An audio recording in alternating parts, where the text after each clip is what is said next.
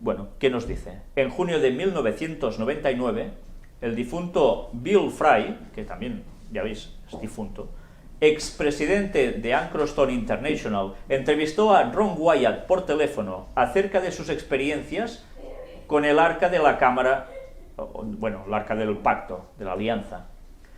Ya sabéis que es precisamente lo más distintivo, ¿no? En ese momento, Ron estaba a solo unas semanas de su muerte, en agosto de 1999. Para un cristiano, la muerte mirando a la cara, que no era el momento para mentir acerca de las cosas sagradas, y habría sido la oportunidad perfecta para que Ron Wyatt confesase públicamente a cualquier falsedad que él podría haber dicho durante su vida. Pero como se puede leer a continuación, no lo hizo. Y de hecho reiteró y retrocedió. Hey, the recorder's on now, so you can go ahead and just basically tell me what happened. Oh, okay. Well, on the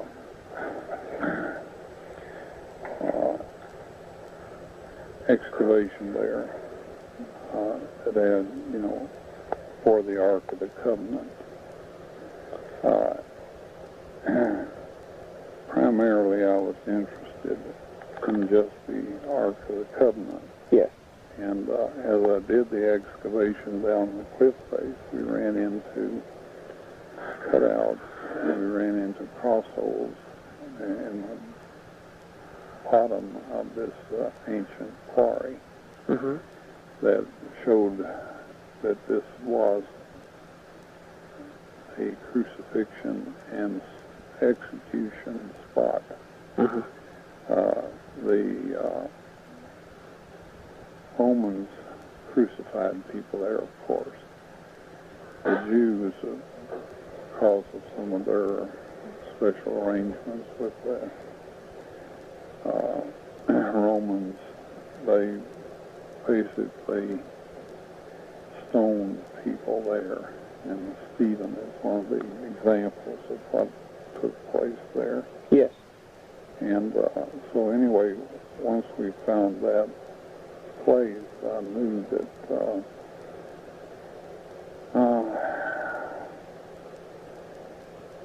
well, basically that I needed to get inside that escarpment, because there was several indications that it was just a system of tunnels and chambers, and that I needed to basically just go chamber by chamber, tunnel by tunnel, and whatever, and systematically go through there to see, you know, until I found the Ark of the Covenant, or until I didn't find it, one or the other. And so, anyway, we found it on January 6, 1982, at approximately 2 o'clock in the afternoon. Okay. And so, when I found it, it was in a situation that, well, I had not anticipated or expected. That was, it was in a chamber that was totally filled with what appeared to be debris. Right. And what turned out to be basically a bunch of materials, furnishings of the first temple, covered first by animal skins, and then that covered by boards, and then these covered by stone, just whatever they could get their hands on looked like. Looked like it had been done in a hurry. Looked like they just grabbed everything, whatever they could get to fill this place. And I'm still a little fuzzy on why that would be done, but I don't think you know, to know everything about when God does something, I do know it's done just perfectly so. But on the occasion of my fourth visit in to the area, I was going to make another attempt at getting some video footage. Get some what? I was going to make an attempt at getting some video footage. Oh, okay. And to that time, I had not had any success with any kind of reproduction that attempt that I made. I included Polaroid cameras, 35 millimeter cameras, and VHS Right. camera video system. So anyway, I went into the chamber and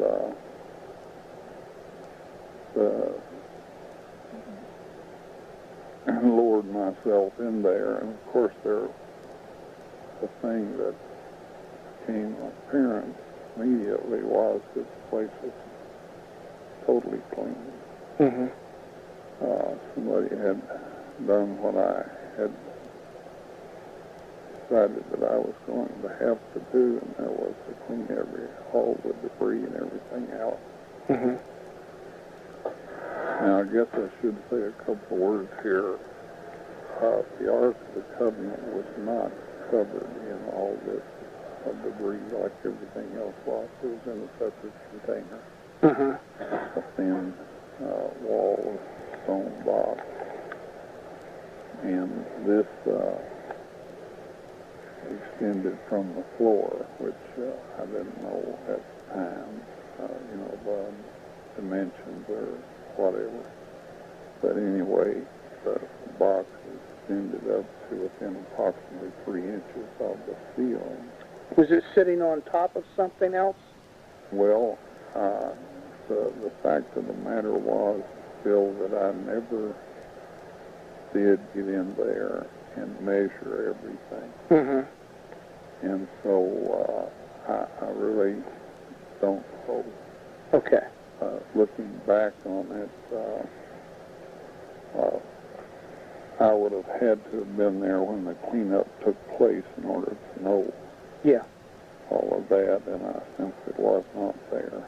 And but anyway, the Ark of the Covenant, the mercy seat, was set in a manner under the crack that came down, extended down from the crucifixion side above, so that the blood went on the top of the mercy seat. Right. Right. And then, anyway, when it was all cleaned up, situated and positioned, it was still appeared to be in that very same position, even though it was no longer in the box. Mm-hmm. And there's several things rather remarkable about what had happened there. The place was cleaned up. The Ark of the Covenant was sitting against the wall at the east end of the cave, and the cave is not perfectly oriented east-west, north, or south. Mm-hmm. So it's just on the eastern end, basically, Okay. of that. And behind this crystalline wall that emits the colors of the rainbow. This is the wall behind the Ark. That's correct. Okay. It's a vertical wall. Now, the Ark was facing you if you were standing looking at it. Is that correct? Yeah. Okay. At that point in time. And so I got a phone call on this that I'll share, which is kind of unusual. It's one of the things that made me decide to say something about it. Mm-hmm. And that is, I got a phone call from this fellow, and he says, Ron, he says, would you describe what the Ark of the Covenant looked like? It looks like to me. And I said, well, I don't do that. Mm-hmm. Because I have I just haven't done that. And so anyway, I said, why do you ask? And he seemed a little